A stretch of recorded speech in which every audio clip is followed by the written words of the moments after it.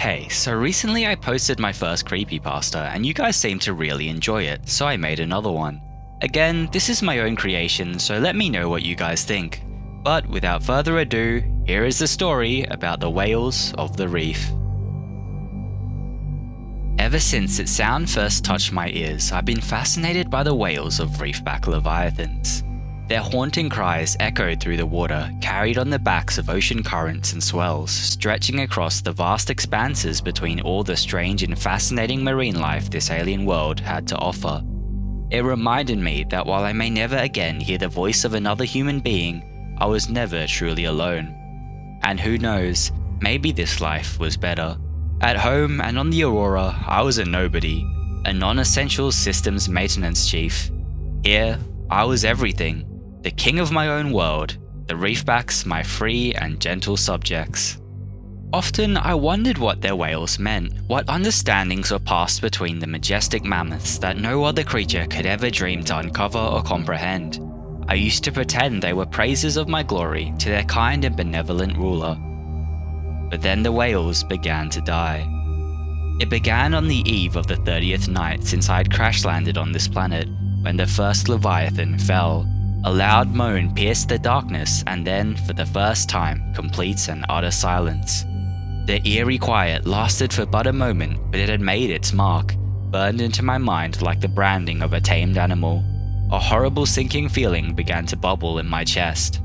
The next morning, I rubbed my eyes as I sleepily walked toward the hatch of my base, preparing myself to brave the cool waters of the safe shallows. It was only going to be a quick journey. My water supply was running low, and I needed a couple of salt crystals to fabricate some bleach. But as I stepped into the shallow depths, a blood-curdling roar shattered my eardrums. In a blind panic, I pushed backward, trying to put as great a distance as possible between myself and the sound. My back crashed into the still open hatch, jolting my head backward into its curved roof. My vision blurred and I began to see stars, momentarily forgetting where I was. Searing pain shot through my skull. I groggily clutched my head, my heart racing in my chest, rivaling the speed of a fighter jet. Then, slowly, pulling my hands away, I was just in time to catch a green tail cut across the edge of my vision. Pushing away in the opposite direction, I turned my head toward the orientation of the tail. A conglomeration of teeth filled my view, giving me just enough time to lift my arms protectively over my face before the gnarled mouth of a stalker clamped down on my right forearm.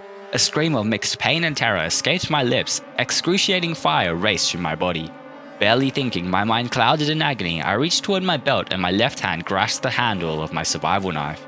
The water in front of my face was muddied by my blood, cloaking the devilish entity ripping into my skin. Nevertheless, I swung my survival knife, hoping for any release from the torment flooding my senses. Whether by blind luck or fate, I felt my knife plunge into something soft and squishy. I felt the razor teeth exit my forearm, pulling with it a fresh bout of blood, darkening the red cloud that surrounded my face. A loud roar followed, and the survival knife was wrenched out of my hand. Then, nothing. Silence. Only broken by the familiar haunting wails of reefback leviathans and my short, bounding breaths. Yet, through the haze of blood, I thought I saw a smile, a flash of teeth as white as snow, behind lips curled upward in a terrifying grin. But then I blinked, and in its place was just the bright white of sunlight reflecting off the water. Slowly, I brought my bleeding right arm toward my chest and pressed my left hand over as much of the bite as I could, attempting to stop the flow of blood. And for a while, I just floated there, waiting for my racing heart to slow down. Eventually, the cloud of blood began to disperse and vision of my surroundings returned to me. Looking around, the stalker was gone. But one question plagued my mind, turning my blood to ice. Why was a stalker in the safe shallows? In the distance, I heard a familiar, haunting wail. The second silence fell on the 33rd day, just as the soft, rising sun began to kiss the calm waters. The piercing moan had preceded it, waking me from my restless slumber. The unnatural silence, which had first burned its mark inside my mind, this time began to ignite a strange sense of curiosity. Again, the silence lasted for only a fleeting moment, but in my weary, waking memories it seemed to last a lifetime, replayed endlessly on a loop in my mind. But as the moment faded, I paused to listen, to confirm that the expressive, almost wistful cries had returned, that the voices hadn't deserted me. Yet the cries felt strange, quieter, like the estranged moans of a creature who knows they don't have long left. The room around me suddenly felt small and restricting, and a feeling of nauseating claustrophobia overcame me. I felt like a lonely animal trapped in a metal cage. I had to get out of my base. Panting, I stumbled over to my base's hatch and began to push it open. Then I paused. I glanced at the thick bandage that hugged my forearm. What if the stalker was still out there? Thinking better of it, I instead lumbered clumsily toward my moonpool and struggled into my suspended sea moth. Its white metal glittered harshly under the fluorescent lights as white as teeth. As soon as I hit the water, a sea of death surrounded me. The usually vibrant world of neon colors and bioluminescent glows had been replaced with a scene of wilting wildlife. Clumps of coral and seagrass had dried to a dull brown color, while little creatures that remained swam with slow, sad gestures as if they had given up on life.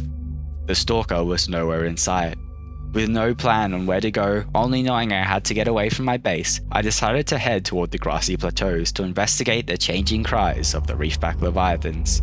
Yet as the seafloor disappeared downward, opening up into the plateaus, the water seemed to still, frozen in a state of static change. Numbers of reefback leviathans lay motionless on the sandy bed. Their skin appeared to have developed a sickly green color. As I surveyed their ghostly graveyard, a single reefback floated in the near distance, barely moving. Its skin wasn't as green as those that lay underneath it, but the striking red seagrass that resided on its back had withered to a dull pink. Confused and slightly terrified about what was causing the death of life on this planet, I exited my seamoth and swam down toward the hulking mass that lay before me. No cuts or bite marks were visible on its scaly body, yet a dried yellowish substance cascaded around its mouth like smudged lipstick. Unsure what this meant, I pulled out my scanner, hoping it could identify what had killed the majestic beast.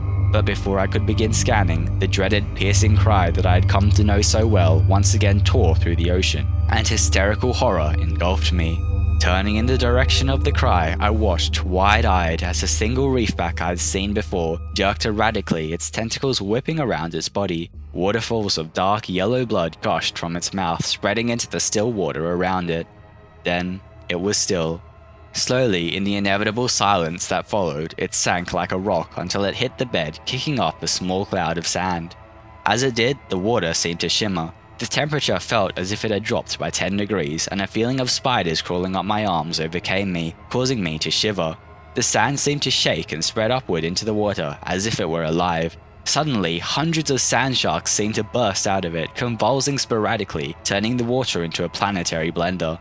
Then they began to lunge at each other. Sharp teeth pierced through shell and bone. Chunks of legs and tails were thrown across the grass. Blood coated their bodies, their teeth, their mouths before escaping into the surrounding swirling water. And then, as quickly as it started, it stopped. The water began to settle and then returned to its almost motionless, calm state. Bodies leisurely fell back to the sand. As my body slowly jostled out of its frozen state, terror beginning to seep out of my pores, I cautiously returned to pressing the scanner out toward the leviathan carcass that lay out like a rubbish mound in front of me. Not a single life form disturbed the surrounding waters as the scan began. Still, my muscles tensed at every flicker of current that snaked its way within my eyeline. But eventually, the scan finished and I breathed a soft sigh of relief as a message popped up on my PDA. Yet as soon as I glanced at the holographic screen, any part of me that had ever felt the tiniest sense of relief was instantly washed away, as if some divine hand had touched my mind and corrupted it with mind-numbing insanity. I tore my eyes away, willing myself to believe that I had misread the scan's results, that maybe this was all just a bad dream, and I would wake up and everything would be okay. Yet the PDA's truth was burned into my mind. In big red letters it had read, "Cause of death, radiation poisoning." The Aurora. This was all my fault. In the corner of my eye, the corners of the reefback leviathan's mouth seemed to tilt upwards into a twisted smile. Yet when I glanced up, just a deflated, open mouth stared back. Suddenly, insanity turned to rage. No, this wasn't my fault, it was Altera's fault. If Altera's greed had never convinced them of the need to strip this planet of all its natural resources, we would never have had to come here. We would never have crashed. They would never have directly led to a mass extinction of possibly all life on the planet. I would never be stranded here. This was all Altera's fault. And then all at once, clarity touched my thoughts. I could fix this. There had to be a reason I was left alive on this planet while everyone else died slow, painful deaths, paralyzed with fear in these final moments. There had to be a reason my dive suit just happened to be lined with lead, which must have been the reason the radiation hadn't affected me. Perhaps a divine being was looking down kindly upon us after all. For whatever the reason, I knew what I had to do. I knew my purpose. Climbing back into my Seamoth, I made a beeline to the destroyed Aurora, its mangled body a cruel parallel to all the dead reefback leviathans lying buried in the sand that its inanimate death had directly caused. As I drove, I focused my eyes purely on the metallic skeleton that lay ahead, oblivious to the world passing by around me, not caring that I was about to pass through the reaper-infested waters, which were the whole reason I had never visited the Aurora's shell before. I had lived this long. If there was somebody looking down at me, I saw no reason for them to abandon me now. But then, one last time, I heard that terrible cry. I whipped my head around, trying instinctively to locate the source of the sound. Yet all the ocean held was stark emptiness. And for the first time, I felt truly alone. Nevertheless, it didn't matter. My life now only held one purpose. A single reason to live, and it was the single most important thing that I would ever do. Then the world began to shake. The water began to froth around me and the Aurora began to move. No, not move. Sink. No, I screamed, and I slammed the accelerator as hard as I could. How could this be happening? My eyes darted around me, taking on the impossible view. That's when I realized it. The Aurora wasn't just sinking. The whole sea floor was sinking. In a blind panic, I desperately tried to change the Seamoth's trajectory, attempting to match pace with the fallen ground. But even now, at the pace it was sinking, I realized I'd never reached the Aurora in time. My whole life had led up to one purpose, and I had failed. And at that moment, I finally realized the truth.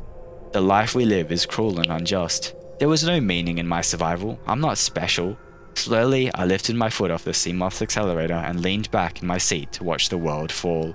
And as I sat in my Seamoth, watching the dead world sink out of view below me, I realized the truth.